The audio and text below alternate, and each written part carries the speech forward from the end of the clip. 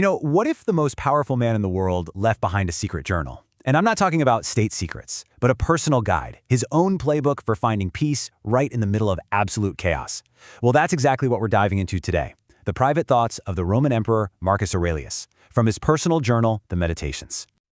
Okay, so this quote right here, it's the key to everything. Seriously, it's this pretty radical idea that there's a gap, a little bit of space between what happens to us and how we choose to respond. And that space, that's where all our power lies. This was the core principle Marcus Aurelius clung to as he tried to navigate one of the most chaotic periods in all of Roman history. So who was this guy? Well, Marcus Aurelius was born way back in 121 AD, and he would go on to become the absolute ruler of the Roman Empire. I mean, literally the most powerful person on the planet. But here's the fascinating part. His real ambition? It wasn't more power or more land or more conquests. It was just wisdom. And this is the central paradox of his entire life, right? From a young age, he was steeped in Stoic philosophy. He was taught to live simply, to avoid luxury, and to chase after virtue above everything else. I mean, just think about that for a second. An emperor, the emperor of Rome, whose life goal wasn't to be a legendary conqueror, but just to be a good and peaceful person. It's kind of mind-blowing. Now, you'd think that an emperor so focused on philosophy would have a pretty peaceful reign, right? Wrong. The reality was the complete opposite.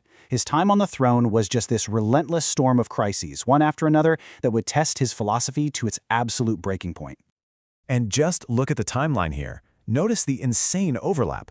Marcus is dealing with a horrific plague that's wiping out his people while he's fighting wars on multiple fronts. It was like just as he'd start to get one fire under control, another one would just erupt somewhere else, and it all culminates in this ultimate betrayal by his most trusted general. The pressure was just nonstop. And as if managing a crumbling empire wasn't enough, his personal world was also falling apart. I mean, on top of all that, he had to face this immense personal tragedy. He was a loving father who outlived so many of his own kids. So this wasn't just an emperor dealing with abstract problems of the state. This was a man, a father, enduring the deepest kind of personal grief you can imagine, all while the world was basically burning down around him. So the big question is, how did he possibly get through all of this? I mean, how do you not just completely break? Well, it wasn't through wishful thinking or blind faith. He relied on a very practical, psychological toolkit that he got from Stoic philosophy. So, let's open up that toolkit and see what's inside. Okay, so the entire Stoic system really just boils down to one incredibly powerful idea. It's called the dichotomy of control. Basically, you have to divide the entire world into two buckets, things you control and things you don't. And when you really think about it, the only things truly in your power are your own judgments, your own desires, your own actions. Everything else, wars, plagues, what other people think of you, that's all external. It's out of your hands. The goal then is to pour 100% of your energy into that first bucket and learn to accept everything in the second bucket with a sense of peace. Now, the highest good for a Stoic, their ultimate goal, was to live according to nature. And that can sound a little weird, right? It doesn't mean running around wild in the woods. What it really means is using that one thing that makes us uniquely human, our ability to reason, to act virtuously. It means being a good friend, a good citizen, a good parent, simply fulfilling our duties to the people around us, no matter what's going on. And this brings us right back to the meditations themselves. Because what makes this journal so incredibly powerful is that we get to see Marcus actually using these tools in real time. This wasn't some book he wrote for you and me. No way. This was his private diary. It was a collection of notes to self, where he was literally coaching himself through his day-to-day struggles. Okay, let's take a super relatable example. Dealing with difficult people. We've all been there, right? Now, just imagine doing that as the emperor, where the stakes are 1,000,000 times higher. So, what was his game plan for that? He basically practiced something that we would now call negative visualization. First thing in the morning, he would mentally run through all the annoying, ungrateful, and difficult people he was probably going to run into that day.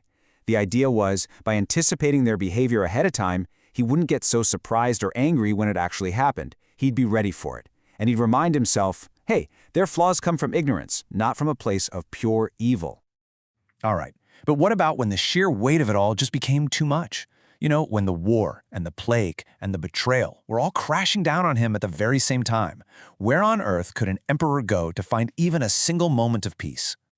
He would constantly remind himself that tranquility isn't a place you go to, it's a state of mind you create. You don't need to book a flight to a beach somewhere to find peace. The ultimate refuge is what the Stoics called the inner citadel. It's your own mind, your own soul. And you can retreat there anytime, anywhere, just by bringing a little order to your thoughts. And what about the obstacles themselves? You know, the wars, the rebellions, that endless stream of problems. Well, he had an amazing mental trick for dealing with those too. I mean, what a powerful metaphor, right? A tiny little fire can be put out easily. But a huge, roaring bonfire, it consumes anything you throw on it and actually uses it as fuel to get even bigger and stronger. Marcus literally trained his mind to be that fire.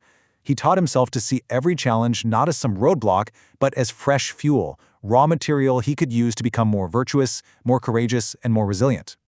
Look, this isn't just some dusty old history lesson. The struggles that Marcus faced, we're talking stress, frustration, grief, dealing with difficult people, these are the timeless challenges that we all deal with in our own lives right now. So the real question is, how can we take this Emperor's Secret toolkit and apply it to our own crazy modern world of endless deadlines, buzzing notifications, and just constant uncertainty? What are the big lessons we can actually walk away with? I think it boils down to three main lessons. First, practice perspective. Marcus was always reminding himself of the sheer vastness of time and space to make his own problems seem a lot smaller. It helps, right? Second, focus on virtue. Your character, your integrity, that's the one thing nobody can ever take from you. So make it your #1 priority. And finally, number 3, embrace obstacles. See every single problem as a chance to be that fire we talked about, a chance to turn a challenge into fuel for your own personal growth.